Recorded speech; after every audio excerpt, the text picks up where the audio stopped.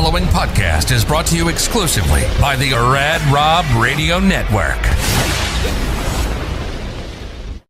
This is PBA champion Kyle Troop. Hey y'all, Jacob Ledrup here. Hey guys, Chuck Ritchie here, formerly of Bowl TV. Hey guys, this is Ryan Schaefer of track staff at Valley Bowling Center in Waverly, New York. And you're listening to Straight Up 5 with Johnny Petraglia Jr. Yo, the boys from Straight Up 5, Rad Rob, Dr. Ocho, and of course JP Jr. As you know, JP Jr. used to be introduced as the sexiest man in bowling and now the world. But he doesn't have the best hair in the world. I do. Sorry, bud, but you know the deal. Pick it out. Fear the fro, baby. Welcome to Straight Up 5 with Johnny Petraglia Jr. A hard-hitting, in-depth, cutting-edge look into the world of bowling. This podcast will not only cover all things bowling, but will also give you a raw look into real-life issues.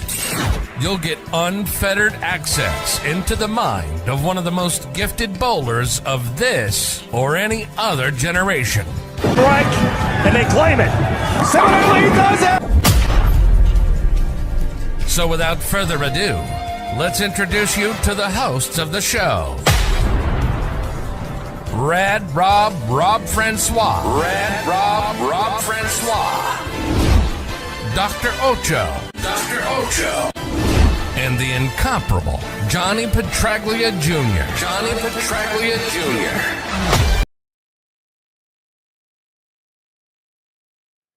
Hey guys, welcome back to Straight Up 5 with Johnny Petraglia Jr. We are back. This is episode 156, and I am your host, Rad Rob Francois. Welcome everybody to the chat tonight. We have a very special guest. But we need to get to our loyal viewers that have been waiting a month for us to come back. Let's start off with Chuck Ritchie. I do. What's going on, Chuck? Chuck's been bowling very well in the PBA 50. Good job, brother. We got Nico Pujar, our resident statistician and reporter. Thank you. Good to be back. Alex Bermudez from behind the drill press in Modesto, California. What's going on, brother? Crambone is in the house. We got Pico. Love the new look. Hope all is well with you guys. We're doing well. We're doing very well. We got my buddy Sperone. Welcome back, gents. Thank you, sir. Happy birthday. Thank you. Thank you. My birthday was yesterday. Thanks, Johnny and Ouch. Sean Kelly, what's going on, brother? Welcome to the show. We got Mike Jones. What's up, bro? Welcome, everybody. We're happy to be back. Yeah, we have a new look. We have a new logo. This one right here. Love it. Oh no, sorry. That's not it. There we go. There's our new logo. So yeah, new logo, new intro. But this is still a thing. I don't care what anybody says. It's always going to be in our hearts. Rest in peace, the old logo for the Union County, Illinois State Fair. Nothing compares to the State Fair in Union County, Illinois.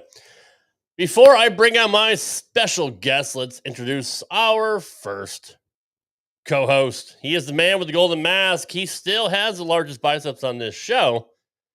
He is the resident doctor of Straight Up 5 and the house hack from Howell Lanes, straight out of Ochoville, Dr. Ocho. What's going on, Och? I haven't seen those in so long. You have posters on your wall. Stop acting like you haven't seen them. They're literally on your wall. They're on the back of your wife's head, probably, for all I know. I tattooed it. So you're filibustering again. We got to stop with this. I'm happy to be back. I mean, I had this whole birthday thing set up. I put the software drop in. It didn't work, and now you ruined it. So now I'm saying screw it. I don't care. Or whatever. Birthday didn't work. Yeah. I mean, we've only known each other for 6 years. We haven't known each other. So what I do know is something amazing happened over the who's that and who's that? Oh, I know Brad Miller and has that. There we go. That's not Ocho. Come on, it's Jeff Skyers. Jeff Skyers, of course. How could I forget? Because I never seen the guy before. If he wrote something, I know what he wrote. If it said, hey, I'm Jeff Skyers, I know it is. But amazingly, 2 weeks ago, and thank God we had this sabbatical. Okay, look, that's Parker's worried about his life right there. That's the look of scarcity. He's like, I'm going to feel like grease and shame as I walk out of this car. So look what happened. He did. You're right. So anyway, what were you saying? 2 weeks ago? Have you? It's been a month. I said, and I answered, and I said, no. The number's on the back. I called up and I was like, no, still can't. But still can't find his hopefully, neck. anybody, please, can somebody help this guy out? I stop filibustering again. Ruining the show. All right, let's for the bring first time in ever. Season 4 of Straight Up 5. Season 4. It feels like season 4, doesn't it? Let's bring in the man of the hour. Too sweet to be sour. The Tower of Power. The second largest arms on this show. The best lefty on this show. Number 7 in your program. Number 1 in your hearts. Makes no sense. Everybody's favorite, Johnny. The one and only sexiest man in the world. Johnny Petraglia Jr. What up, JP? I appreciate that intro very, very much, man. Made me feel really, really good. It's great to be back after almost a solid month now. Good to see you, Ocho, as always, and obviously you, Rad Rob. Got a lot. And fuck this guy who just wrote this on the first comment. Fuck him. I can't see the comments. Yeah, well, fuck him. Nope, not gonna happen. Fuck off. What do you think of that shit? Nope.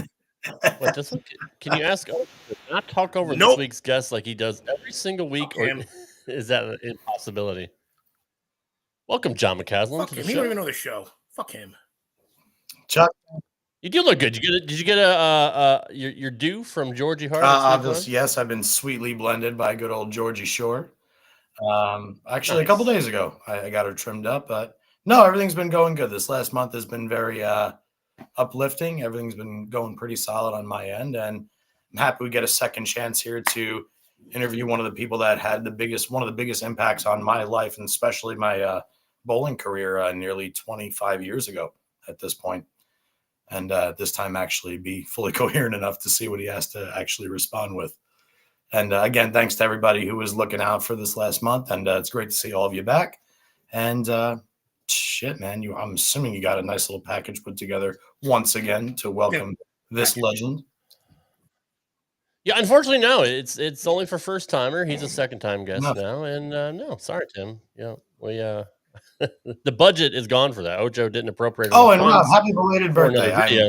Obviously, I'm not on Facebook. Haven't been since last October. But happy birthday to you. Happy, what is it, 43? I wish. Schmorty Very 9. nice, very nice. Get yourself ready for the senior tour. One more year. No, you have to have next to bowl on the senior tour, I think, right? Isn't that a requirement? Not necessarily, but I would like you to actually send me a copy of that flyer, because I'm going to pass it around. Put it on everything, man. In my neck of the woods. No pun intended. I do. I gotcha. Well, let's bring in a very special guest. He is now a 2-time guest. He is the coach to the pros. Oh, by the way, congratulations to Jesper Svensson for winning the PBA playoffs. And Tim played a big part in that. But yes, everybody knows who our guest is. It's one and only Mr. Tim Mack. Good evening, Rob, sir. good evening, guys. JP, good to see you, pal. Great to see you, sir. And Ocho, great to see you as well. Your biceps haven't gotten any smaller since a month ago, which is cool. But appreciate you guys having me on. And I know I rambled quite a bit last time, but we got a lot to talk about, hopefully. And you just mentioned Jesper. What a massive month he's had since the last time we talked. I mean, 2 wins in a row, and beat the best bowler on the planet in an amazing match in the playoffs. And it was really cool to be part of that. Yeah, I was actually going to start there too, Tim. I mean, I've always been a Jesper fan, and just his precision in that title match, his commitment to even the most minute of moves. I mean, you could always tell Jesper wants it, but you could really, really tell he wanted it, and his shot making proved it. Yeah, I mean, JP, listen, we had a pretty good game plan going in. We only had 2 practice sessions on the left lane and the right lane.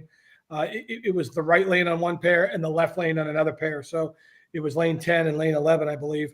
But we just kind of threw shots the first. It was only half an hour each time, and then the second session, we kind of simulated what we wanted to do in the 8 minutes that we had to get him ready. Fortunately for us, Kyle Troop came up, surprised Jesper with his fiance and our good friend Steph, that they traveled together to give Jesper some support and brought some reactive balls up.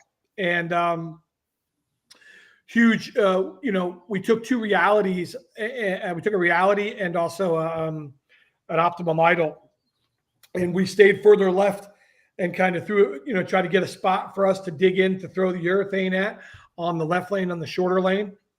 And then on the right lane, we threw balls up from 9 to 11 to really give himself like a spot to roll it at. And if you watched his cats, I mean, he really had to keep it in front of him on the longer pattern. And I thought he did a fantastic job of that. And listen, EJ's misfortune with a couple of unfortunate, 9 pins in the first game, Jesper was able to win that game. And then we made a little bit of a big change in the second game where we went to the loft in the 10th frame because we were struggling on the left lane. And so I just asked Jesper to loft it and make sure we got it to the left.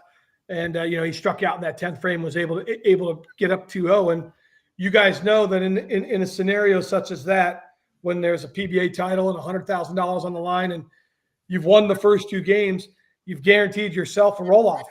So, worst case scenario, he's playing on house money now these next couple of games. But it is EJ Tackett, and he has had another stellar year on tour. So, the guy's the best bowler on the planet right now. There's no denying that.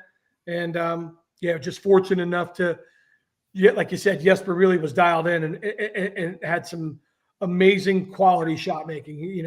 I tip my cap to Jesper. Absolutely. It was a very, very enjoyable playoffs to watch front to back.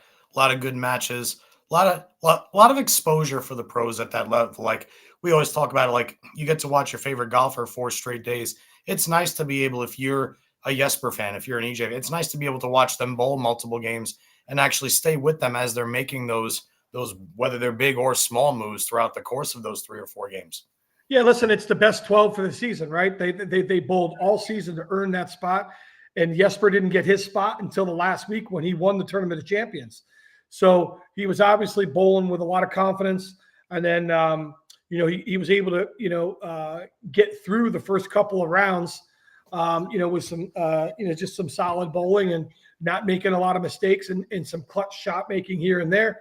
And, put himself in position in the final to, when it's a race to 3, and you got 2 heavyweights. I mean, heavyweights in bowling, like you said, it's really great for the fans. They're able to watch a number of their bowlers, a number of their top bowlers, in multiple matches. And it came down to those 2 heavyweights, and you have the best bowler on tour against the guy that was the hottest at that moment, right? He just won the Tournament of Champions. He just anchored the, Team Storm in the Battle of the Brands, and they were able to win that. So he's coming off a lot of confidence in that building. And then, I just think, we had a pretty good game plan together, and, he just made incredible shots. And, that's what it's going to take to beat EJ right now. He's, what a year he's had. He's going to win the Player of the Year again for his third consecutive year in a row and his 4th overall. You tip your cap also to EJ Tackett and his team at Motive for what they did all year and for what he was able to accomplish. And, just really proud of, Jesper and our team, the guys at Storm and, our all those guys, Rob Galcho and our tour team, he's the lead. And, we had Wesley Lowe and Joey Criswanos, and I just happened to be the guy that cleaned it up there at the end. So it was really cool. So great to be part of something special. And I'll add this, guys, what was also unique, it was the last broadcast on Fox. And I just want to say, a big thanks to Fox and everybody at Fox Sports, and a special thanks to, to Rob Stone and everybody out at Fox for all they did for the PBA and bowling in general to put it in a great pedestal, to put it on that pedestal. And I think Rob Stone is, top, he's the best of the best in broadcasting. I mean, listen, the guy does college college football, big kickoff noon on Saturday. He's the lead. He's also the lead in the biggest sporting event in the world, the World Cup, the Men's World Cup of soccer, and women's as well. And he loves bowling, and and for us to have him part of that, and big ups to Tom Clark for making that happen, and that back in 2017 or 18, I think it was. We tip our cap to Fox, and thank you. And now we look forward to the CW, and hopefully can bring some environment and energy to the bowling fans, and also the bowling community.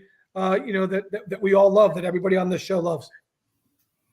It's a lot of good points there, Tim, and absolutely kudos to Fox and everybody, all the aforementioned. I have one more question for Tim, Rob, and then I'll pass it to you guys. I don't want to hog all the questions and for anybody else in the comments. Tim, just while we were talking about Jesper, to go back to that real quick, coming from you with the storied career you've had through all these years, what, like the same thing that made or makes Belmo the greatest of a generation? Yeah. Same thing with Walter Ray. What, in your eyes, separates right now EJ from everybody else? What does he do that's just a little bit better, if anything, that you could even pinpoint? Listen, this is the modern game of the two-handed bowling style, which has really taken our sport by storm over this last decade. And you credit Jason Belmonte, Oscar Palermo for really kind of driving that. And now we've got Kyle Troop and Anthony Simonson and Chris Vi and Jesper Svensson, and Dave Boog Kroll, who's had a lot of success.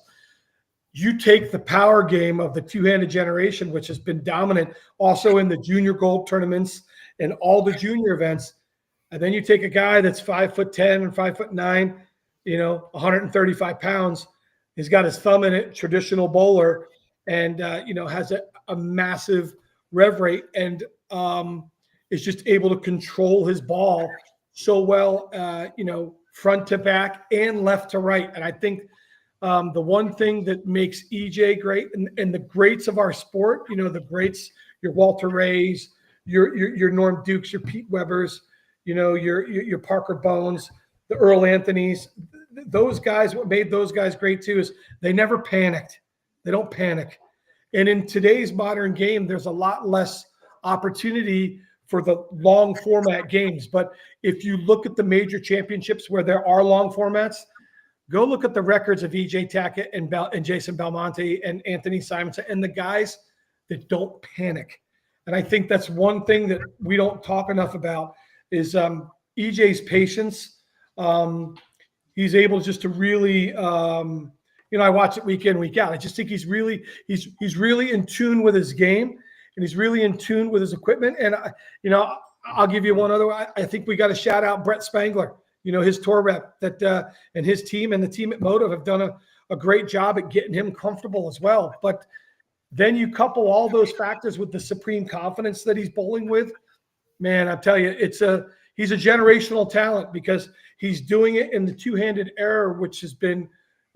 We've all watched how dominant, Jason's had the greatest, I think it's the greatest 10-year stretch we've ever seen, where, what he's done. And I don't think he's finished either, but man, it's crazy watching it week in, week out. It was like when Belmo, first got started, even if he was down in the stands, you knew he was going to come.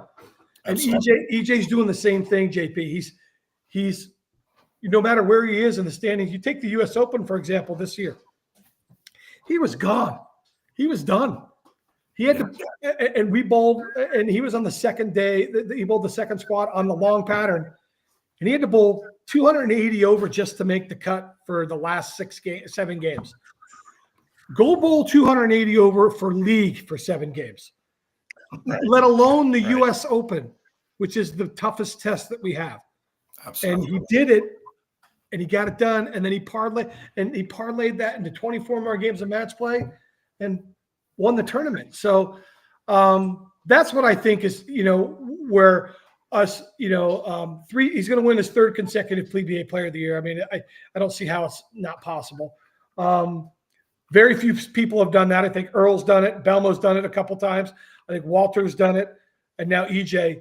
I'm not sure of the statistics there, but, you're talking about, the Mount Rushmore of bowling when you start mentioning those names. And, he's earned that right. And I think, kudos to EJ Tackett and Motive and what they've done. It's been unbelievable. Unbelievable. You mentioned earlier about Jesper winning 2 in a row, and it's not something we normally talk about when it comes to bowling. It's something you usually talk about, like, say, in the NHL playoffs, where you're riding a hot goalie, right? And and if you or baseball, you come into the playoffs, everything's clicking at the right time. But Jesper winning 2 in a row and having that confidence is a big deal, especially, like you said, going against the best bowler in the world. I mean, 2 in a row. Did you talk to him about what his mindset was for listen, last 2 weeks?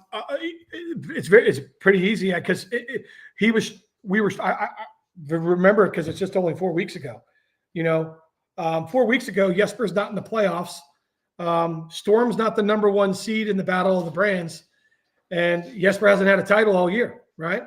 So we were practicing. I saw something that I felt like he could do with his hand, where which we haven't done all year, he could really get after and rotate it a little bit more. He was practicing with a sublime focus. So I said, Jesper, let's get the red balls out.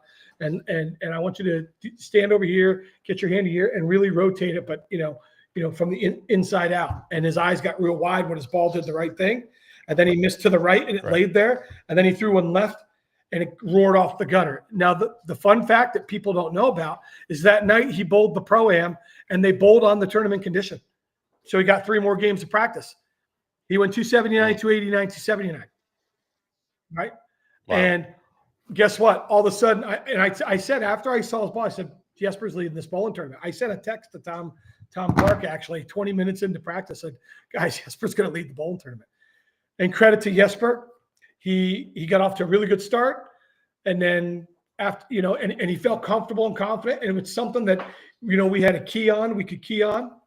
And I've known Jesper since he's 7 years old. So I've watched him grow up in front of my eyes. I bowled against his father in Swedish league. So I've got a pretty good understanding of what makes him tick and what makes him feel good. And, and we had our tour team did a really good job during the week. We were charting pairs. That's where the left was really good that week. We had Wesley Lowe down on the low end. We had Joey Creswanos on the high end, and then me and Rob bouncing around. And we got as much information as we could and gave it to him. And, he took it and ran with it. We don't have a lot of lefties. And when the left was good that week, that's where we needed JP to bowl. We needed JP to get out there, thumb in it or no thumb. He would have been the heat. But it was the polar opposite of what happened the week before at the Players, where there was no lefties in the top 40. And then this week, the left was good. So we wanted to make sure that we had the information for him. We did that. And then, Jesper got more and more confident. And then he lost a 250 pin lead after the first round of match play. EJ caught him. But what I told him, I said, and it was the same week right after Rory McIlroy had won the Masters, if you guys remember, in golf. And and what I said to Jesper when he came back to the bowling center, I said, Jesper, because he was obviously super hot that he lost his 250 pin lead in 8 games, but him and EJ were still quite far ahead of the field where we knew he was going to make the show. Right. Just whether it could be the number 1 seed. I said, Jesper, I said, if I'll just preface it with this. When Rory McIlroy missed that putt to win the Masters, and him and his caddy got in the golf cart and they're driving to the 18th for a playoff, his caddy turned to him and said, hey, Roars, if I told you at the beginning of the week, you're going to be in a playoff to win the Masters, would you have taken it? And he's like, absolutely. I'm goddamn right. I'd take it all day long. That's right. So I said to Jesper, Jesper, if I told you before you threw a practice shot in the beginning of the week, we're going to be second going into the last round of 8 games of match play, and you're going to be 20 pins back, would you take it? He's like, absolutely. So kind of reset the mind frame. And then we had a game plan that no matter what he did, because we weren't as aggressive in the second round as we were in the first round, after game 3, we were switching balls. Even if he bowled 279 or 300, we were switching urethane balls. And he actually bowled, he went 250 or 260, 260, win-win, got the lead right away, and then bowled EJ and struck out to beat him.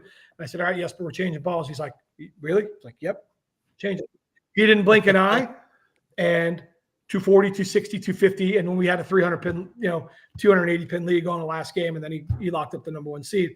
And then obviously we had, our tour team came up with a good plan on TV, and, Jesper bowled great, and Buttriff got off to a little bit of a slow start, and, Jesper wins that tournament. Well, that not only does he win that tournament, but that gets him in the playoffs.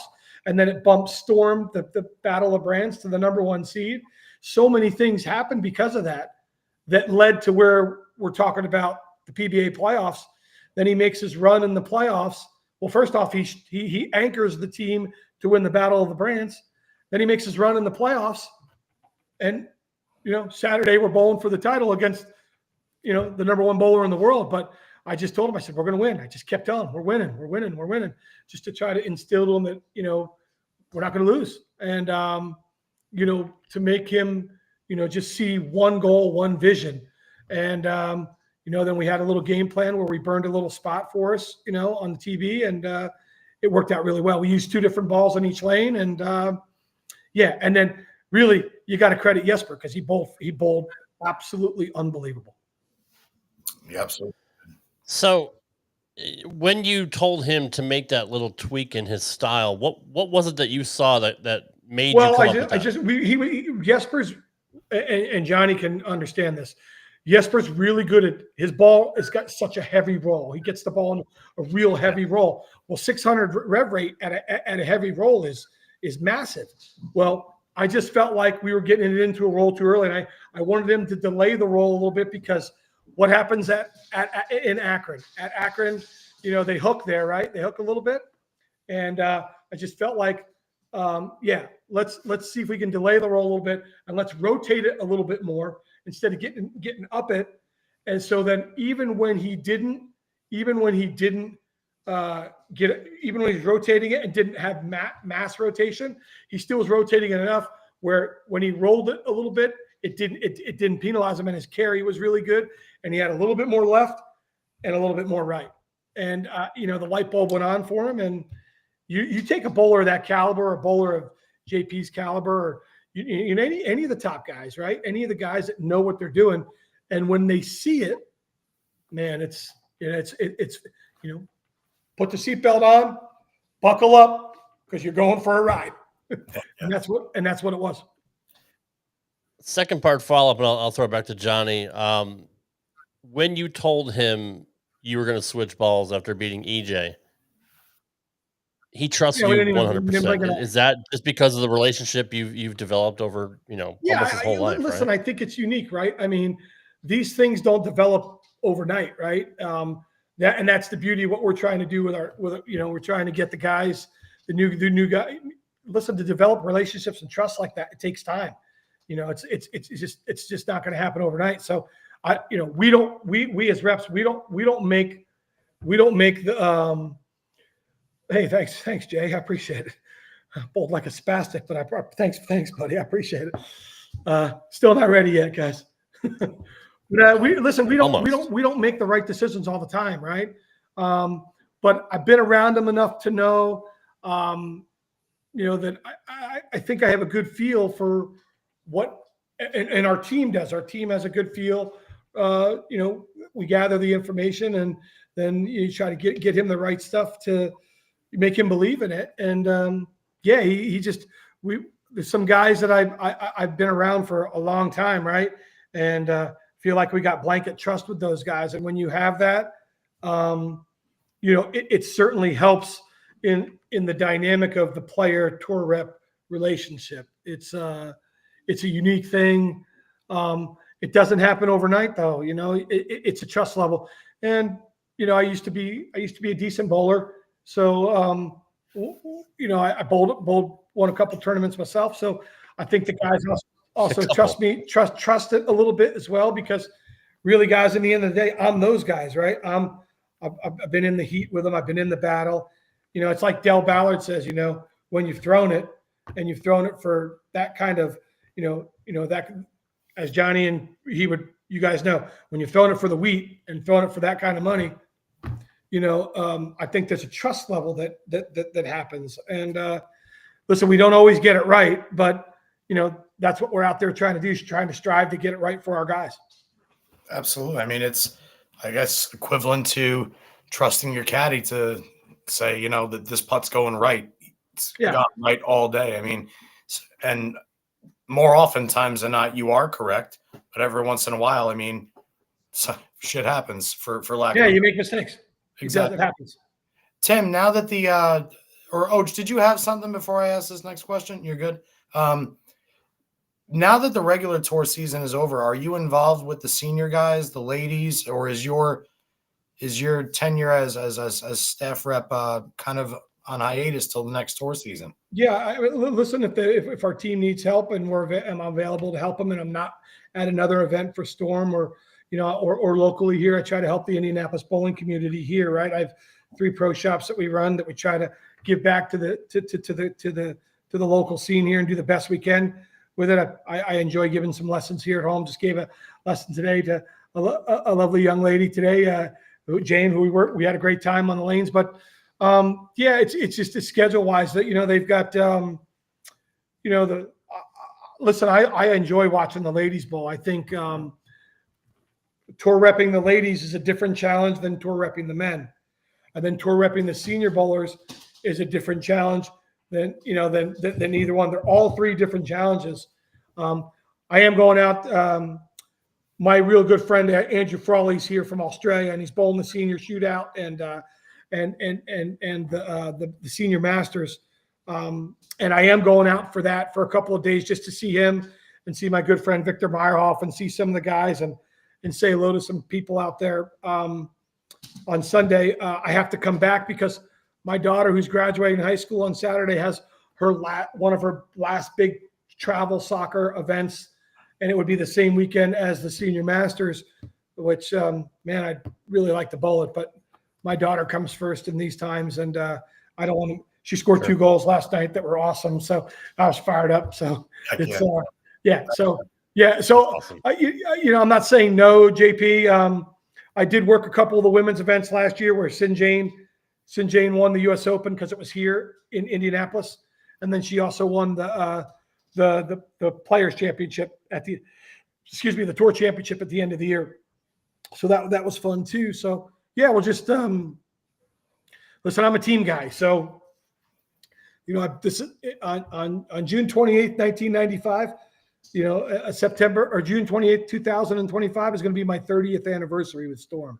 It's 30 consecutive years. So thanks. I appreciate it. I take a lot of pride in that. And, there's been a lot of change and, a lot, with Mr. Crispin passing and, but we've got a good team in place and Tyler Jensen's running the ship and, we've got, good leadership there. And I'm just trying to do my part and to help continue Bill's legacy and, and Barb Crispin as well, Mama C. So, so if they ask me to do something and, and I'm available, I'll go work the military event probably in August because I think that's one of the most important events in bowling. It's the high roller military event that goes for 1 month. Yep. That's all of our military veterans. And, I think it's a really important event. And, we have the TAT in July, but it's my 20th also wedding anniversary that week. So I'm going to spend some time with my wife, for that 20 to JD Santa Lucia, some lightning and thunder. I got them downstairs, buddy, if you want them. Dude, it's so funny when you said 30 years. The first thing I'm thinking of is like, oh my God, we're going actually be probably 28 or 29 years. No, yeah, 28. Long time. But I'm thinking Blue Thunders, Lightning, send them to play Tour Powers. Yeah, I got them downstairs. Listen, JD asked a great question on the urethane. Yeah. It's different than it was back when we bowled on it. It's different. And listen, I think you have to be prepared to bowl, understand what urethane does to the lane, and also understand, when it's not in play. I think too many people today use it when they don't have to. And it drastically affects the lane and how the lane is attacked for the field. So it does impact it does impact bowling at the highest level. There's no doubt about it. Tim, can I ask a follow-up then about that? Sure. I've actually always been curious about this. Let's say you're out on tour and you have, I don't know what better way to explain it, somebody who's not quite one of your premier players, Okay. but is a staff member. So let's shy away from the Troops, the Prathers, the Jespers, the Belmos. But let's say you've got somebody who's maybe made television 2 times and they've been out on tour for 10 years. And they're in contention for either, I don't know, making match play, making a TV show, or even earlier on in the tournament. I guess my question is there ever a situation where you advise players to shy away from using urethane in fear of the traffic that, like, maybe you have other staff guys behind you? Like, would you ever try and tell somebody that has a good look using a ball that may be disruptive to a pattern to shy away from it? No, I think we've got enough staffers on our. It's a great question, by the way. But I think our job is not to get a specific staffer on TV. Our job is to make sure that this logo wins, right? So, our job is each bowler is its own unique piece, right? We'll just take Kyle Troop and Anthony Simonson. They don't see the lane the same way. Right. Neither does Belmo. Belmo doesn't see the same way as Chris Fye sees it. And then, you take a Chris Prather who doesn't see it, the same way as a Brad Miller or a Kyle Sherman. So our goal and our job always is to put our bowlers in the best possible position to obviously knock down the most pins. So we're going to put them in whatever ball we think is the right ball to use for them to maximize their score. Sorry, Tim, go ahead. You go ahead. Go ahead. You follow up. Could it also be situational, like in the case of the league, or in the case of the Battle of the Brands, where you have a team event, Baton Rouge? They were talking about, USBC Open Championships. Sure. Is there, in situations like that, is it more of like you being the manager of the Lumberjacks? Is it, guys, I want you all in pin down 2,000 grit equinoxes for the first 10 minutes of practice in this zone? Yeah, I mean, there's plenty of times we do that, right? We think, hey, this is where we think we need to be, guys. If, you take a 6-game tournament, like a 6-game block, and if you can control, 20% of the block, which is game 1, why not try to do that, right? So we do discuss that, and we have a chat group that we're logging the lanes, we're logging where everybody's standing, we're logging where everybody's using. And we're sending that information in real time to our group chat so everybody can watch what our staff is doing. And then obviously we're watching the other staffs and seeing what they're doing. So we're giving real-time information. And this year in match play, we logged every game. So, and again, that's a credit to our team, right? What Rob has done, with Wesley and Joey, we're trying to get all this information, and then we have to dissect it and have, how does it benefit each player, right? One player is going to use it different than another player. So that's the challenge. And sometimes, guys, we don't have a lot of time, right? And we're spread out across the bowling center. So it's, there's a lot of challenges to tour repping. I laugh at some of the comments they make. As I was just reading some of the stuff. I don't engage in it because some of it's people that just don't understand. They're uneducated. Some guy wrote something about how hard is it to ball rep? Yes, pin up, pin down, IQ red. Like that, you're showing your ignorance by not understanding bowling by making a statement like that. Sure. Absolutely ignorant, has no validity whatsoever, and couldn't be the furthest thing from the truth. That we're in the trenches every day, so I see it, and I'm a bowler too. So it's it's funny to see that stuff, but our job, right, is really to make the best educated possible decisions possible. And you talk about the team thing and the Lumberjacks and the PBA league. We had seamless communication amongst our team, and I cared deeply about that event. I cared deeply for Charlie Mitchell and everybody at Bayside Bowl, and we were all on the same page on, we had the 3 righties, that were, 4 righties, and then we had the lefty, each year. And we tried to make sure that we would mirror the, and have nothing but seamless communication top to bottom. And I think that's why we had a lot of success in the league as well. Absolutely. Totally agree. I definitely wanted to get Sure, into Matt. the league because we could do a whole show on just that. Before we get into some of the stories over the years, did you talk to Tom about why he made the change? Without not knowing the exact reason why, I think Tom wanted, listen, there's forces that decisions that are made that, people always put it on Tom Clark. I think that's unfair. Tom has people that he has to answer to as well. Sure. And I think that, that PBA league was something really special. I do. I think people started to follow it. I think, where in the world are you going to see Parker Bone, winning a big championship right now in that format, in that environment, against, Arturo Quintero. Right. So, there's so many things that go into it. Right. And I think Tom sometimes unfairly gets labeled. That's the biggest supporter for me, of the PBA.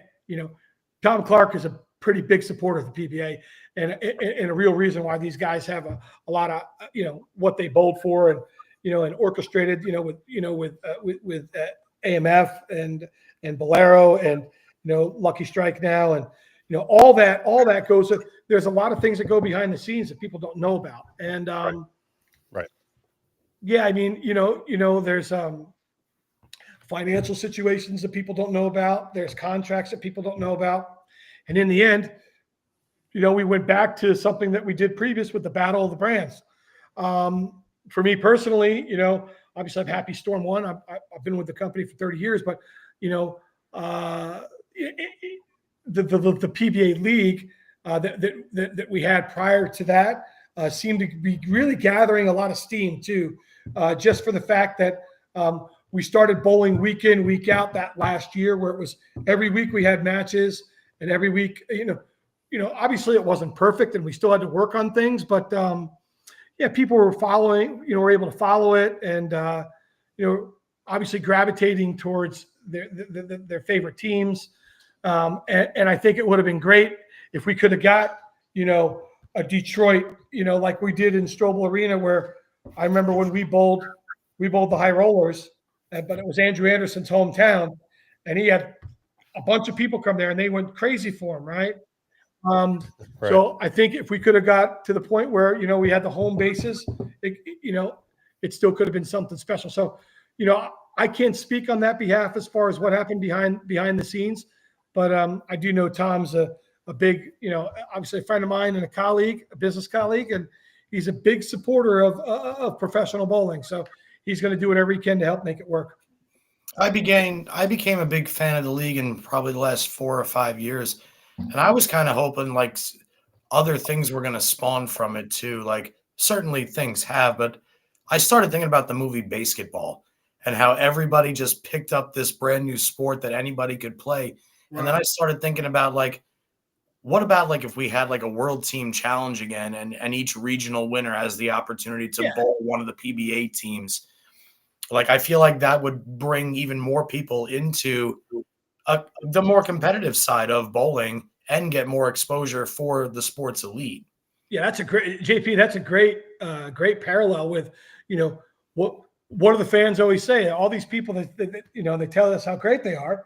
Well, all right, put your team together and let's go bowl the pros, right? Exactly. And we'll find out, right? It's what a better way to do it than on the lanes. And listen, there's a massive amount of great talent across our country and around the world, as we saw with the World Series, with all the international winners, and we've seen. So great idea. Team bowling, I got a chance to experience it, when it was at its peak with the team challenges, and when there's 70 teams, when it was at its peak too, 75-man teams at the Showboat. I'll never forget when I walked into the bowling center, 1 through 70, 5-man team at the Showboat, and it was full full. I couldn't believe what I couldn't believe it. And then, just experiencing that. And guess what? The lanes weren't easy, and people kept coming. People kept showing up because they knew it was about team bowling, camaraderie, making spares. It was just an amazing environment. And I think the team bowling, this last 10 years with the PBA league and how it was, it was really something really cool and it's really special. What's going to happen in the future? I don't know. Is the battle of brands going to continue? I don't know. I don't have that answer. So just, but team bowling is special. And you think about it from this guy's, what do all our leagues do? Like Chuck says, team bowling is the foundation of bowling. He's right. That's how I started. That's how we all started. Everybody's bowling in league on a team. That's right. There's more team bowling leagues than there are singles leagues. So yep. Team bowling is pretty cool. And you just listen, we've got a lot of smart minds out there, and we got to just continue to embrace it. And let's see where it goes next. See what's next. That's really where we're at this point in time. And Rob, hold on, John. With the PBA LBC, I mean, that's a perfect way to get more people involved, as if you have the winner of the LBC take on, the winner of the PBA league, and see who's better. I mean, what do people love going to? They like even the USBCs, the team event, the Eagles. They talk about that, and people, there's so much to be said about team. What's crazy about it, Tim, is like you've heard this a million times. It's when you go to it, like when you go to USBCs, and I'm talking everybody that has a moderately normal heartbeat that bowls USBCs goes there and says eagle hunting. They go there with this thought in their brain, like they're going to win. Yeah. Right. Sure, you get the guys that say, yeah, I'm going on my drinking trip with my buddies for a week. Fine, whatever. But everybody that goes to bowl USBCs is going eagle hunting. They want to win. Meanwhile, 75% of those people are the same people that will go bowl a weekend warrior tournament. Say, I'm just going for the experience because it's on a tournament shot. Sure. It's like, how can you be so confident for this one event a year, but then go invest your money on the weekend and not go there with that same thought mentality? And you're right. It's the team. It's the comfortability you have in knowing somebody is either going to be calming you down because they're going to be doing worse than you, or better off, you have everybody on your team pumping you up so you in turn bowl better. Yeah. I mean, I just think it's the pinnacle of our sport, team bowling. What do people still talk about today? The Budweiser team. Oh my God. Back in the day, the Stroh's team, they still talk about that today. And and what do people also talk about? Team USA. Yes. The kids, Junior Team USA. Listen, that's a conversation and a topic for another time, but team bowling. I'm a big fan of it. I was blessed to be part of the league. I love Charlie Mitchell and everybody at Bayside. I miss being up there. Obviously, we didn't get the chance to go up there this year, and I certainly hope we get a chance to go back there and other venues where we can do some more team bowling. For those of you who didn't ever get a chance to watch what Tim said earlier about the World Team Challenges, go back to the mid-'90s. Look at the talent pool that is on the majority of those shows, and the more shows you watch, the more faces you're going to say, holy shit, look who it is. I'm thinking back to watching when it was, it's you, John Gaines, Chris Barnes, Brad Angelo, Robert Smith. You get to look at Mike Triniski, Mike Newman. You get to look at all of JD, for Christmas sake. He was here earlier. But you look at all these guys bowling on before there were, this is the pattern, this is the volume, this is this. They were just short, hard.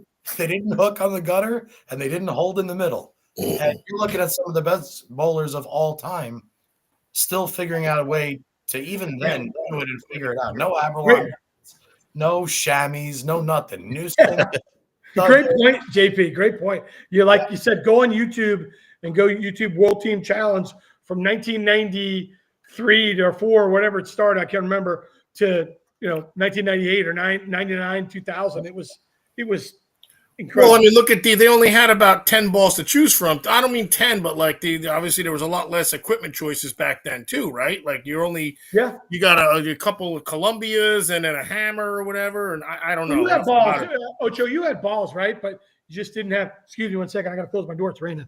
But you just didn't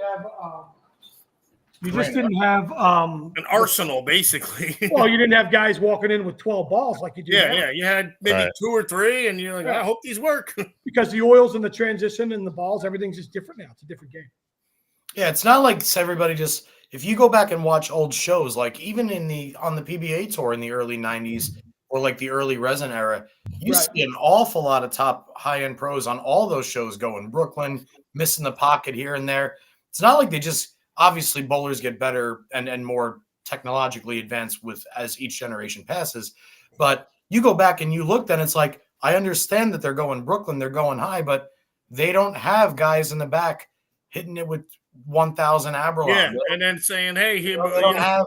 It wasn't a thing. It wasn't even. They didn't have it. The specs and the forward and reverse and the buff. And and they're still averaging 220 plus. No, they're going, okay, I'm going to go like this to like this. And that's right. I'm going to throw it higher. I'm going to throw it harder.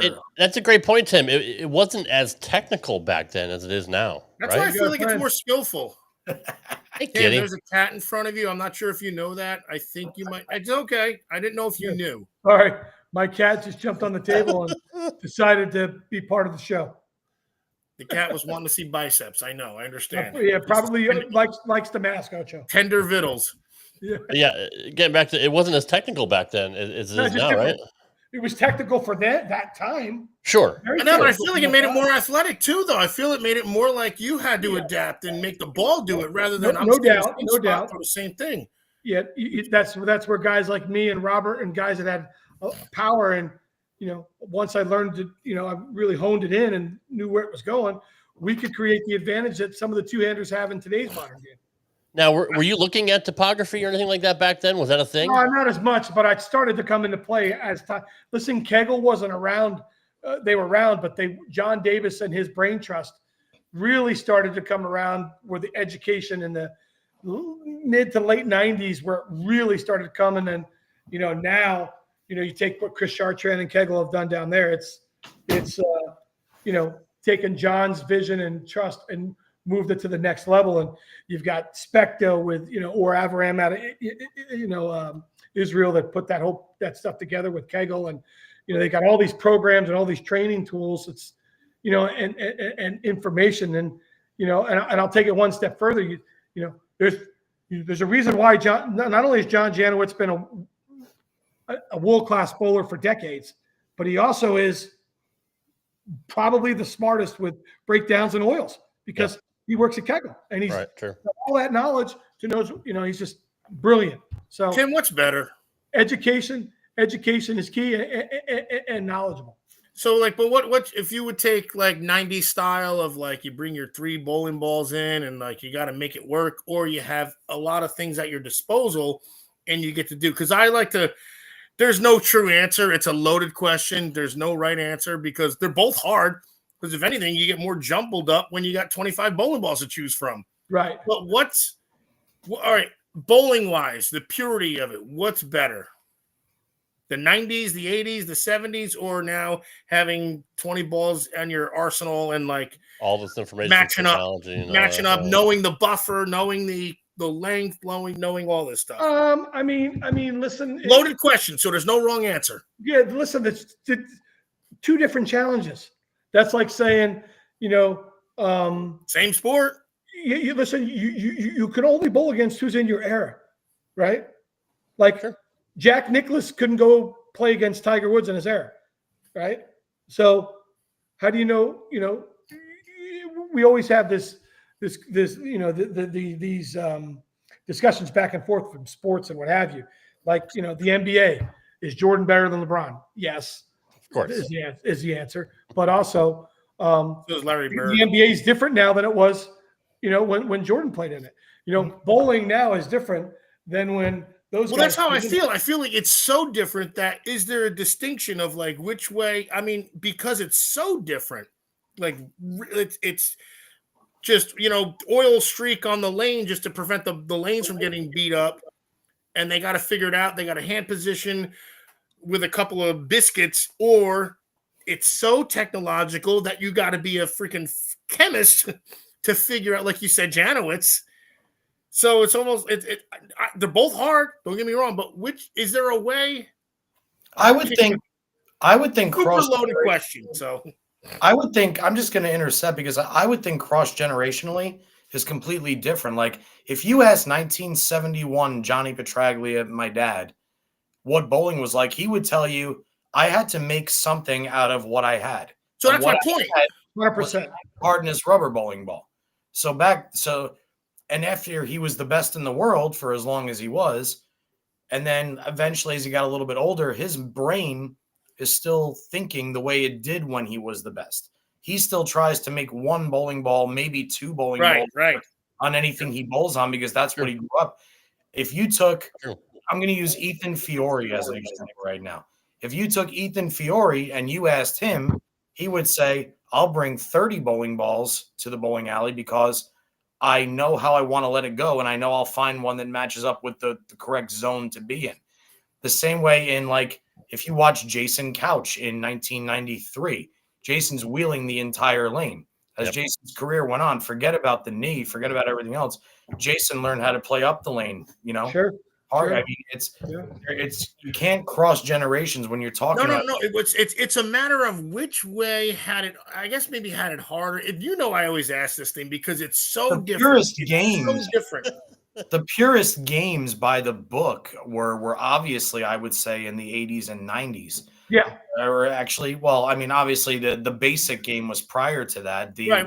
Late 70s into the 80s. Like when you look in the 80s, 90s, there now you've got Duke, you've got Pete, you've got Parker, you've got sound games, Albee, Cook, even the power players, Robert Smith. You have Mike Edwards. I mean, we can go on and on. Tommy Lutz or David Ozio. They're all pretty games. Yeah. In that generation. You mentioned someone, JP, that's interesting, right? Like Robert Smith won 7 or 8 times, and he won the U.S. Open, won the Japan Cup, Hall of Famer in my book. Hopefully he bowls a couple more events and wins another one because I think he can. His rev rate's still high. If Robert bowled in today's modern game, like just coming out, he reminds me of like a more powerful EJ Tackett. Like right. Exactly. Because the he tried to take his hand out of the ball. Yeah, but the lane is so much left to right now. Left to right. Mm-hmm. Like it's got to go that way. If you still made the lane go up the lane, I'll call the little guy in Claremont, Florida out and see if he can come still wants to keep bowling. Because didn't Robert Smith literally try to take his hand out of the ball? Well, it actually he went two-handed and his rev rate went down. So mm-hmm. Yeah. So shit. Yeah. But what I'm trying to say is minimum, Bob. Is there's not a lot of bowlers today that are winning, throwing it really straight through the front of the lane. That is 100% correct. You have to adapt to that. That's just the nature of the game, or you're going to get left behind. So you take a guy like Robert, who when he was bowling on tour, there was a stretch there where you had to throw it in front of you. Yeah, and there's no chance in hell that's happening. If you didn't, you weren't even going to make a cut. He would walk in and go like, "I'm out. I'm done." Yeah. And Robert's one of the greatest talents I've ever seen put his hand in the bowling ball. Absolutely. I watched it. I watched him, and I watched him win. I watched him dominate. But I would argue if he was in today's modern game, we'd win even more because his game is built to go left to right, just like mine was left to right. So and really when they figured it out. When they really could dial in some patterns where they made you throw it straight on the fresh where you couldn't hook it, you take the hook player's advantage away when the more you continue to re-oil the lane. It did. But today what you don't see is because the balls are so powerful and they're so strong and surfaces aren't getting newer. Lane surfaces are still bad. Right. And they're not putting more new installs in free fall bowling alleys. You've got to again, Johnny. We go back to what you said about crossing generations. it's incredibly difficult to predict something like that. Ocho is what I'm trying to say. Sure. So if we could armchair quarterback just a little bit, and you've been around the game forever, Tim, so I would like your insight on this. If we had Albee, Voss, Weber, Parker, Walter now in their prime with all the different equipment and technology, would they win more than they did back in the 80s? This is how I'll answer that question. Great is great. All right. Great is great. Yeah. Johnny Petraglia is an all-time great. He's great. So great is great, right? And I think the great ones, you listen, you can't fault someone for bowling what they bowled on in the generation that they bowled on. That's what they had to bowl on. That was the environment that they had to compete on. You can only take someone the environment that they had to compete on and see what could they have done. Like, I think it's unfair to say, the two-handers today wouldn't bowl good, in 1971. And then that to say that Johnny Petraglia, the man who won 14 titles and majors and 300 on TV, if you're saying that he can't compete when he won in 1970s and then shot 301 in 1996, then you're just, I'm sorry, you don't understand bowling. I mean, the guy was a winner then. He proved it as his game continued to move. So I just think greatness travels no matter where it goes. Yeah. And ultimate greatness is never inhibited by anything. I mean, that's like in my eyes, that's always kind of was the separating factor between the greats and the greatest. I mean, Walter Ray Williams Jr. was Player of the Year before Resin existed in 1986. He's also, him and Belmo share the most Player of the Year awards of all time. But I mean, Walter Ray, 80s, 90s, urethane, plastic, resin, lacquer, synthetic. I don't care what, string pins, non-strings, one hand, two hands. Walter Ray won on everything and with everything. Pete Weber won with everything on everything. Norm Duke won more with resin, but did win his first title in his teens in 1983 in Cleveland and beat arguably one of the greatest of all time, who has one of the most, if not the most amazing 12-year stretch ever in Earl Anthony. But you can't, I had a point that I was trying to make on bringing all this up. It's because, like, I hate when people try and say, well, what if this guy bowled in this generation instead of this generation? Right. Because truthfully, if Parker Bone was in this generation right now in his prime, first off, Parker isn't bowling for 30 weeks a year or on the fall tour, the spring tour, the summer tour like they did. So the opportunity to win that many titles isn't there, number one. I mean, so it's I just like to refer, like, when people bring up Michael Jordan and they bring up Wilt Chamberlain and they bring up Kareem and they bring up Kobe, like, I don't think there is a greatest of all time. I think there's the greatest of each generation. We talked about this on the show with Belmo. Belmo will go down arguably as one of the greatest of all time, if not the greatest, if you even want to have that conversation. But he's certainly the greatest or one of the greatest of my generation, hands down, same as EJ.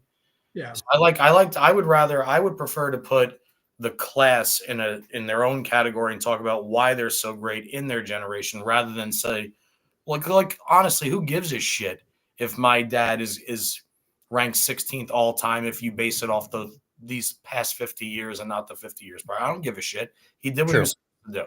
Nobody. Yeah, I want to mention one other guy, JP, that we saw come across the screen that changed bowling also for me. Mark Roth. Of course. Like Mark was an innovator, right? And he changed bowling, right? He was the first real natural power player that we saw, and that bloody thumb and just the grit.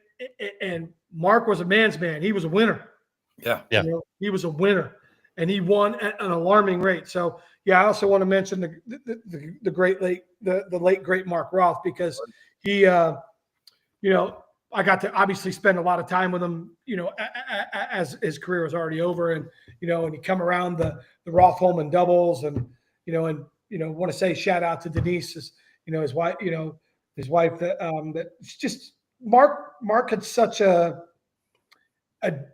when you see the word Mark Roth, I think of domination. That's what I think of. 100%. Right? Domination. So yeah, it's another guy that I just wanted to mention because I saw his name come up on the board here, and yeah, he man, he was something special as well. But Johnny, I agree with you. That's why I'm trying to say greatness is great, no matter where it is. It's great. I'm kind of embarrassed that I missed that name. That's a pretty. Yeah, I just listen. I think you realize the name. The names we mentioned, but I mean, man, Mark, he influenced generations, right? He influenced generations. That were, that in my time because he was. I watched him bowl on TV, and I remember when he won. I think it was his last title in Windsor, up in Ontario, using the quantum. I think that was number 34 in 1995. But I mean, he won 8 in 1 year. I mean, and like you mentioned earlier, when they were bowling 33, 35 weeks a year, 42 games a week, 56 in the majors, you can't even compare what they do now in 3 months to what they did there, where there was a fall tour, a summer tour, a spring tour. I mean, the guy won 8 times. And with his thumb. Don't forget that. 30 weeks a year, 42. All that, so and just 8 titles, you're in the top 24 almost every week also. Listen, let's just say great is great, and that's how I'm going to answer that. I remember watching him. He would literally have to corkscrew the thing in, and it would be was beautiful. Half of the thing skin would be patch like, everywhere. It was tiny stomach. You see skin. It looked like peeling a potato, and like you see skin coming off. And I loved it. Now, does that make what EJ's doing now kind of more special because there's not as many tournaments? Well, not only is there not as many tournaments, but listen, Belmo did the same. As winning. And Belmo, yeah, sure. Well, but what makes it special about EJ's doing it is because he's traditional with his thumb in it, and it's the power game. The throw it left to right, the separate.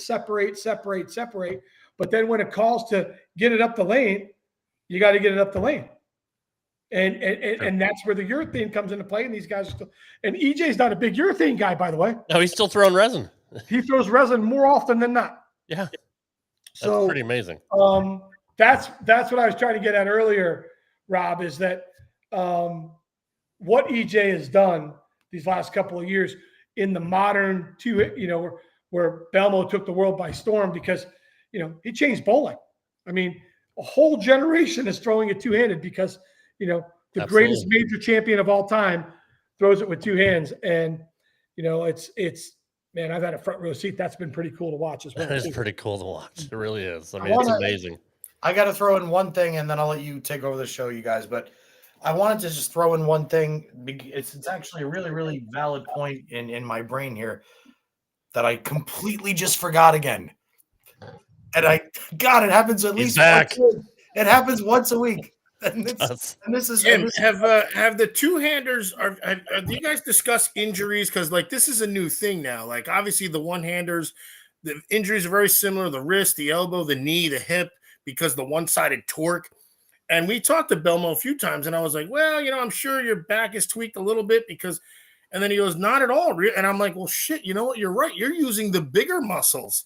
You're cupped. Your bicep is using it rather than your wrist muscles. You could say the two-handed delivery is a more efficient motion because way more. It's super efficient. We got to find out though. Well, are you stronger carrying with 2 hands? Absolutely. That's what I said. If you carry 2 bowling balls, you're symmetrical. So when you have them in 2 hands, you're at least a little more symmetrical, and you're using your lats, your shoulders. Yeah. Instead the delivery still ends up being when the very similar when the hand comes off of it. But the getting there is totally none of the stresses are the same at all. Different stress. Even lower body. Yeah, it's even different lower stress. body because you're still cradled. I think that's where Oscar Palermo, and Jason, when the argument was, who was better at that time when they were coming up, Jason got a little bit more polished, a little less raw, and a little less power, and honed his power. So you know what? Even anatomically wise, when you hold something away from you, if you hold a bowling ball out like this, it's going to hurt. When it's right in here, you're good. And Belmo is here as he's about to let it go. So he tucked everything in, and he was like, "No, nothing really hurts." And I was like, "My God, you're 40-something years old, and nothing hurts." He's 42, but I mean, just to finish up on Oscu, Oscu was really powerful, and he didn't change a lot of his style and get, quiet it down, and he got some pretty serious injuries, and he's he did. So this is the first. This is literally a first. We don't see him. We don't know if the guy was an unbelievable talent. We don't know if it's his technique or if it's a two-handed technique. He didn't get less. He needed to hone things down. He needed to be less. I don't want to say violent, but I want to say he was too violent. No, you're right. Violent's a good word. His motion was too violent on too many body parts, and Oscu's as strong as an ox and was in great shape. About 30 miles an hour, for Christ's sakes. Yeah, you don't need to throw it that hard on the spares. It was like watching the circus, because you never knew what he was going to do next. Ocho, if you go watch when Oscu made his first show, I think it was the 2004 U.S. Open, California. And then you go I was actually at the gym that day when it was on television, and you go watch the 04 Open, and then you jump over to his most recent TV show. Oscu looks virtually the same. He's very violent and aggressive getting to the line. When you watch Belmo and go back to his first show when he wins in Babylon using plastic on the right lane and curving on the left lane, Belmo looks like aggressive young Belmo. As the years have progressed, Belmo has tightened it up. Yeah, I almost want to say he got more upright. Very similar to the way that Sean Rash did. My question is going to be moving forward is when I look at guys like Kyle Troop and I look at guys like Belmo and I look at guys like Boog, they don't have a lot of arch in their lower back. The guys' games that do worry me now that I'm 40 are the guys that have a lot of spine tilt and tip. Simo looks like one. Simo's really low. Simo worries me just moving forward because back and knee. One of the guys, but again, you're not. But it's still big muscles. It's still big muscles. Respectfully, I understand that. So what I'm saying is I'm a no thumber, and at the age of 40, I've always had an athletic build. I've always had strong legs. I was a baseball player. You can't be 40 with a full head of hair like that. Hey, but even now, my lower half is getting a little bit sluggish because I have a lot of spine tilt. So I'm interested to see what happens in a decade from now. This is a new territory, exactly, which what we talked about. That's why, when Belmo was like, "I'm good, mate," I was like, "Damn." Yeah, I mean, I just don't know. Time will tell. But listen, Jason's going to be 42 or 41. He's going to be 41. No, 42, I think, in July. So yeah. We'll and Kyle, and he's still looks effortless though. At this point, Kyle really started taking his health. And he's in great shape too. He's doing so many things well. Mark Baker said Troop was one of the strongest guys he's seen. But he's taken his health and fitness to a new level since September of last year. Got with a trainer. He's got such good symmetry about him, and the way he lets go of the ball. And we were joking, I think probably 6 months ago, about how it looks like he's not even touching the ball, and yet he's still he's getting 520. Hey guys, this came on my phone. Speaking of EJ Tackett, you can't see it. We're almost there. It's going to be backwards too. So this is for left-brain 300 in singles at the 2025 USBC Open Masters in LA. Very good. He just sold 300 the last game in singles. Shoot 775. Good night. I mean, what guy never has a bad day. Well, you did mention Kyle, and my best series ever, by the way. We've talked to Kyle on the show about right when he was changing and starting his new fitness routine. Yeah, he's doing great with it and getting better mentally because he obviously had issues last. Yeah, think about what Kyle did, Rob. Yeah, he made the playoffs this year and didn't make a TV show. That's what I was going to get to. He was very consistent all year, but we didn't see him on TV. What was his mindset throughout the year? Because he stayed positive from what I saw every week. He was close every week. Yeah, it was probably clearly his most consistent year for every week. Right. And he just couldn't break through. We couldn't break through in the shows, and the season's short. You don't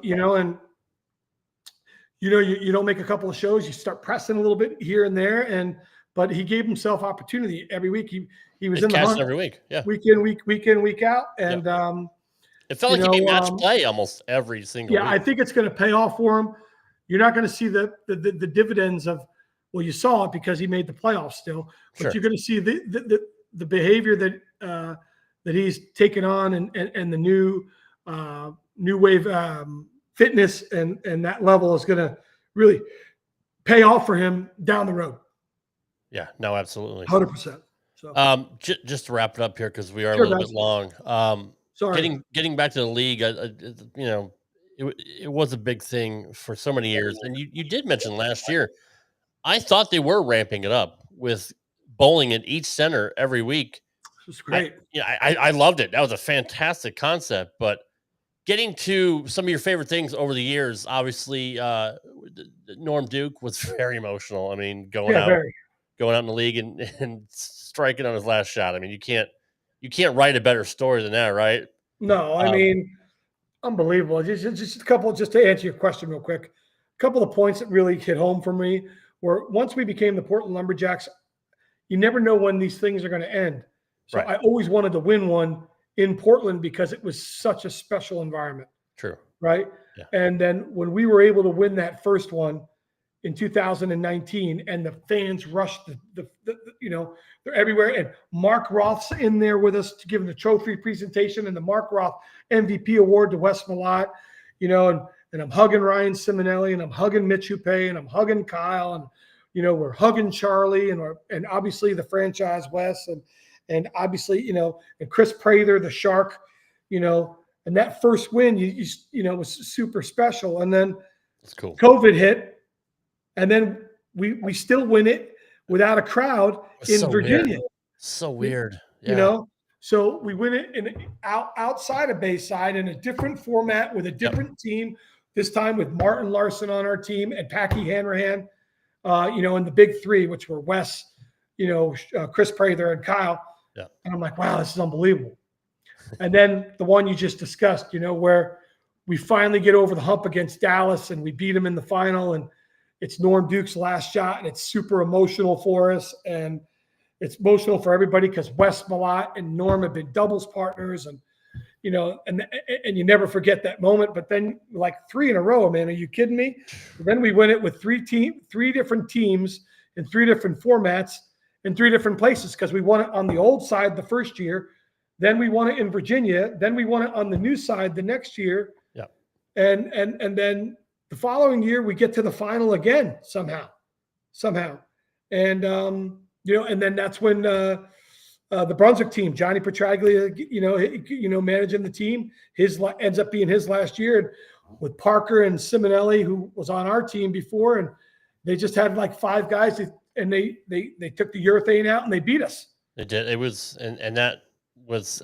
I know special. Simonelli talked about having a kind of a chip on his shoulder because he felt slighted. Well, he shouldn't have been slighted because at that time, the only reason why he wasn't still a Lumberjack is because he was making a career change. And then he's like, I'm not sure if I'm going to bowl anymore. So, and then he decided, that he was going to come back, and he did, and I think that the comeback was more because he got let go by another team, not by our team. It wasn't against us. Right. Ryan's a lifetime Lumberjack in my opinion. But then last year, obviously, which we didn't realize was going to be the last year of the league with us losing a heartbreaker to Las Vegas.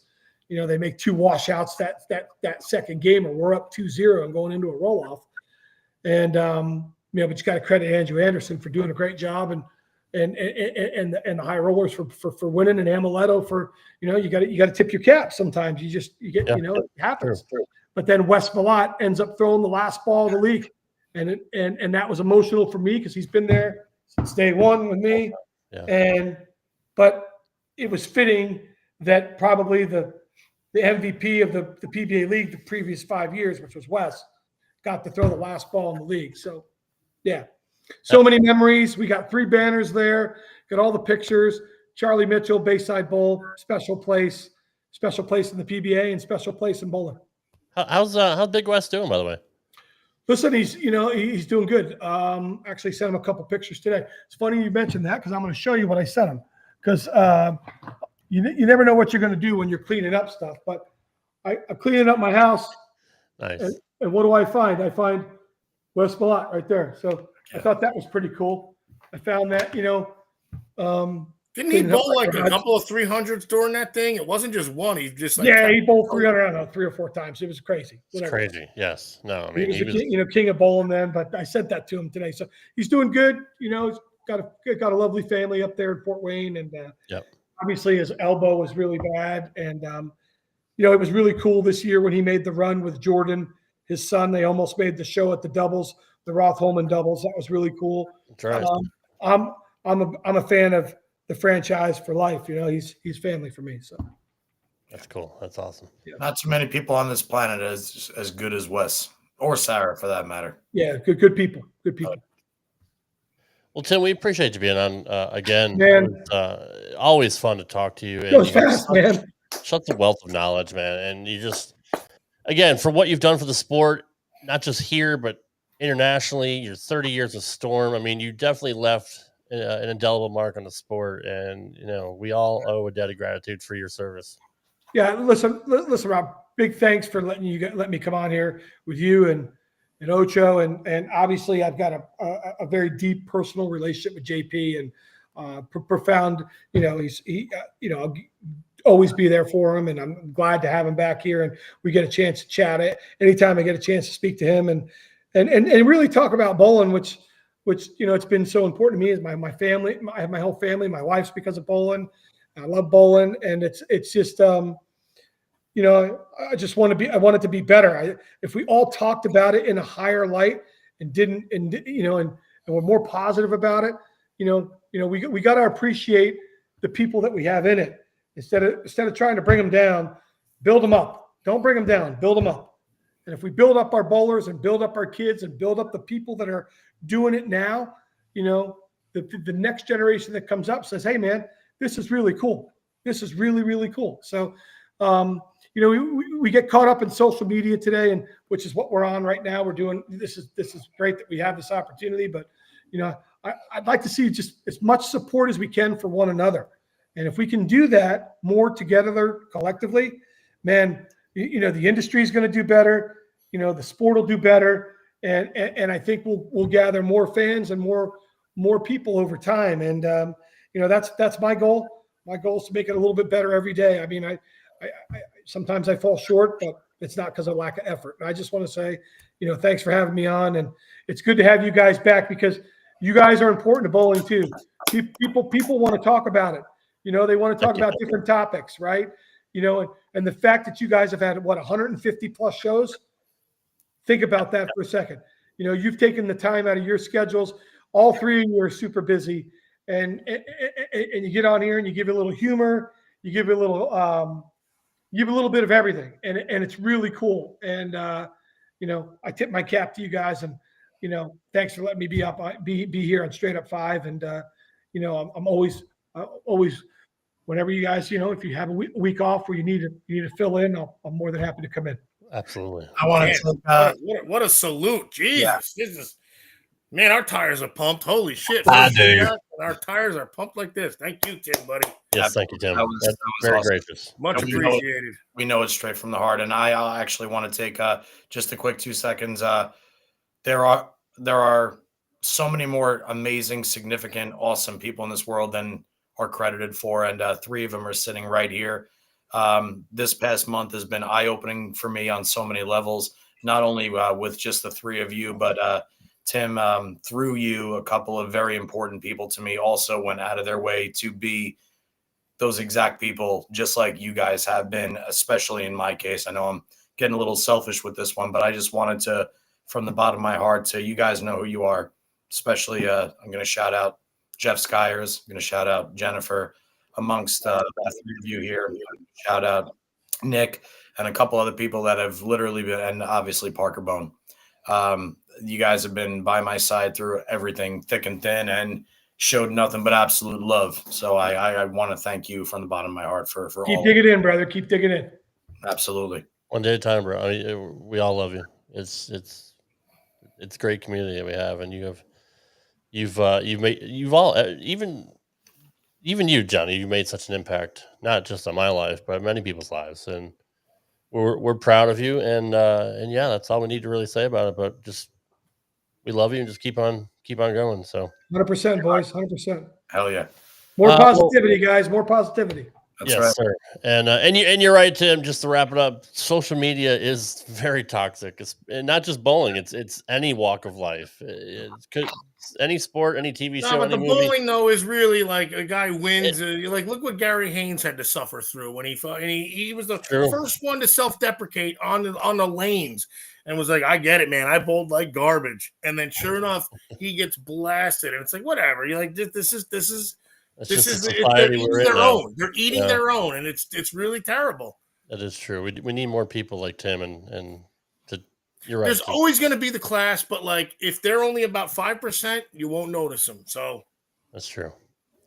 Well, again, Tim, take care, buddy. We love Thank you. you, my Thanks man. for coming on.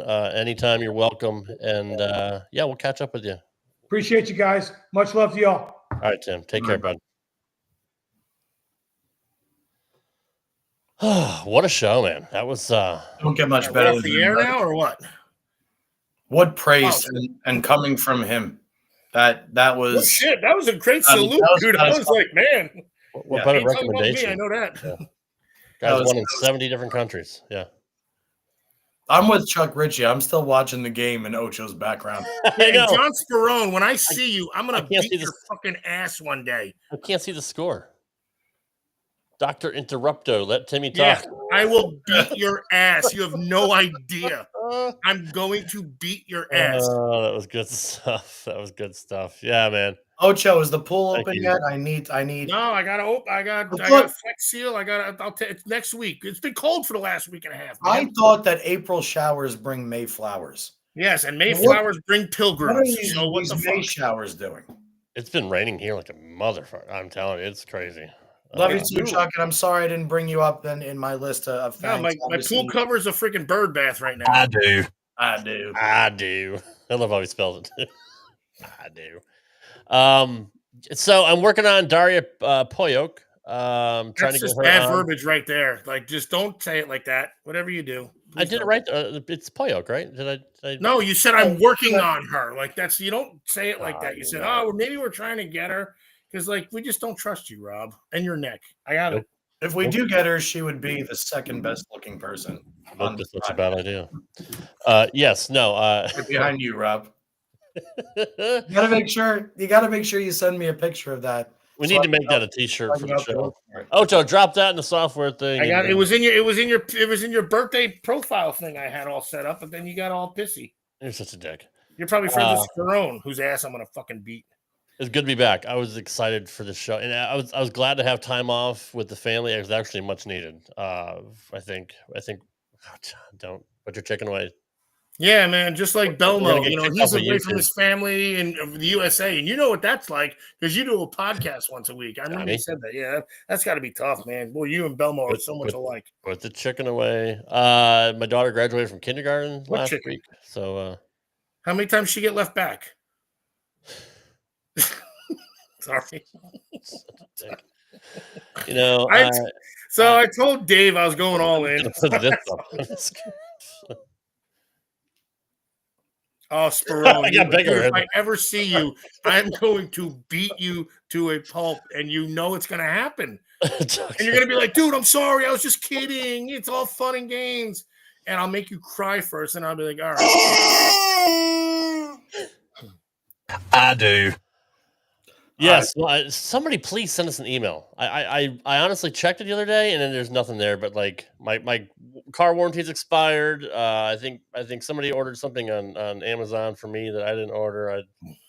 I don't know. Brian LaPlace, welcome to the show. We're about to wrap it up. Thanks for All coming. right, welcome back. Great seeing you. See you later. Hey, anybody in the Howell area, June 1st, Sunday, there's a Bowlers to Veterans link, BVL charity being held. It's filled up now, but you can obviously come down. Raffles, 50-50, silent auctions, the whole shebang, and it's all to raise money for the military vets who desperately need it. So that'll be at Howell Lane. Squads are at 10 a.m. and 2 p.m. Again, that's at Howell Lanes. I believe it's 1002 Route 9 South at the intersection of Casino Drive. Come on out. You'll see some local celebrities, local professional bowlers, some really good names tossed in there. And again, thank you to everybody, military active, retired, gone but not forgotten, and it's obviously for a great cause. So looking forward to seeing everybody who the event sold out immediately. And I think this is the 4th or 5th year that they're doing it. And Tony Norsha, my father, and everybody else with the BVL has done an excellent job. And I'd like to pat myself on the back for taking high average at Majestic Lanes this year, courtesy of a solid 8:15 on the last night. Ooh, sexy. I'll praise myself for that. Also like to thank myself for shooting 285 last night in my summer league, going front 10 6-3. Wait, and you shot 284 last night of league. Wait, hold on. What was it? No. The last night of league on the Thursday league when you subbed, you shot a 280. Oh, I think I shot like a 284 or a 280. I just said 284, right? Yeah, that's on, the Testicle Festival. Spurron sent that to me. The Testicle Festival in Olean, Missouri. Perfect. Of course he sent that. We are going. We are going. Oh, yes, we are. I haven't had Bradley drive to you. Would love to give you. Dude, I don't need to June get my 7th. best to beat Spur. Oh my God, I'll give you. Dude, I'm telling you right now, I could go for some Rocky Mountain oysters. And if you I'll give you 18%, and I still guarantee you're going to be like, man, I'm sorry, I'm just kidding. You're the best. I swear, I promise you. Brian, thank you for your service, sir. Appreciate that very, very much. How's my diet exercise regimen? Okay, we got to wrap it up. That's another edition of Straight Up 5 this week. Okay, sounds good. And I was depressed at eating because I didn't have a podcast every week. So no, I had a lot going on with the family, and then I had an infected tooth last week, which kept me out of the gym. It fucking sucked. I had to get it. Yeah, that happens. I had to get a root canal. There's signs on the wall that say if you have an infected tooth, please don't come work out. I've seen it. No, the sign, if you have an infected tooth, just make sure you stress eat. So you'll be fine. No, you know what to do. I've been back in the last 2 days, so it's what to do. It's all good. Dr. Interrupto, show your face, you Go in the curves. sissy. What mask? All right. This way you'll know it's me.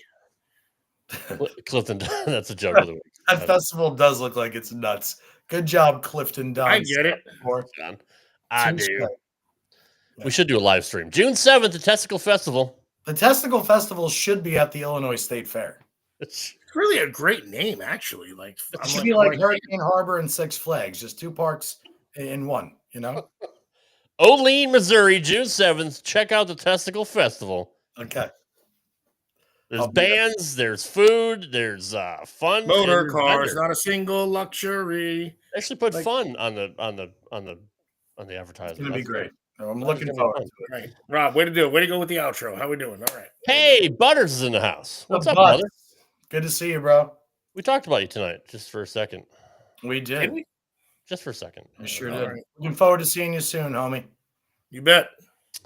Yeah, we'll be back, guys. We appreciate everybody coming back tonight. We missed all of you. I missed you guys. You even Ocho. I did. You use better aim. You won't miss next time. Oh well. Yes. All right. Okay. Gretzky, the great one's in the house. What's going on, brother? Missed you too, AG. Good to see you, bro. But yeah, I don't know what we're gonna do next week, but we'll be here. We'll be here. We will be here. Lord willing, and the creek don't rise. Got to work on Tom Hess for completing the Triple Crown of the Senior Tour. Kudos to Tom Hess for a sensational performance at the Bud Moore Players 50 Championship with a 298 in the title match against the great John Janowitz. I do. Tom Hess, and we haven't had him on here yet. I'm going to make it my job to find Tom Hess and get him on here to talk about just the awesome later years of his bowling career, and he just seems to get better with age. He does. And Rob, you continue to work on Daria. I will work on her. Me and Schlemmer have been double working easy. Okay. She's not going to come if you keep talking like that. Well, she will if he tickles it right.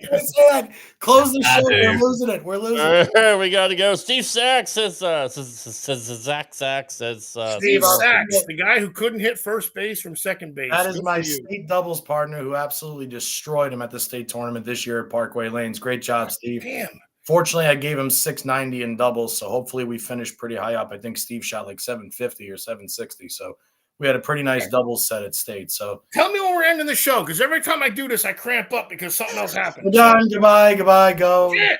Hold Oh, on, wait, now here's Butters. Oh, Butters fuck. wants Hold on. to Hang on. listen. Shit. No, we got to listen to Butters. Tom has I hands down got the best you. in the Oh, player. hang on. Fuck, man. Oh, by the way, shout out, happy birthday to the newly unemployed Randy Peterson. Happy birthday, brother. Appreciate you. Happy Is birthday, unemployed? Well, he's not on Fox anymore. Yeah, well, I mean, the Randy will be just fine. whatever it is going to do whatever. And Randy moves when the PBA moves, man. Yeah, he's like kind of like part of it. My bowels are moving here, so Turtle's poking out the shell. We got to go, guys. We'll see you next week. We love you all. We have a new outro. Nico. I'm gonna hit it right now. Jeez, Choke your chicken done. Do it. Have you seen Rob's chin? Thanks for listening to this edition of Straight Up 5 with Johnny Petraglia Jr. You can follow the show on Twitter at Straight Up 5 Pod. Follow Johnny Jr. at JPJR07. Follow Rad Rob at Rad Rob Gaming. And follow Dr. Ocho at the Dr. Ocho. Got a question for Johnny? Send your questions to straightup5podcast@gmail.com. We'll see you next time for another edition of Straight Up 5 with Johnny Petraglia Jr.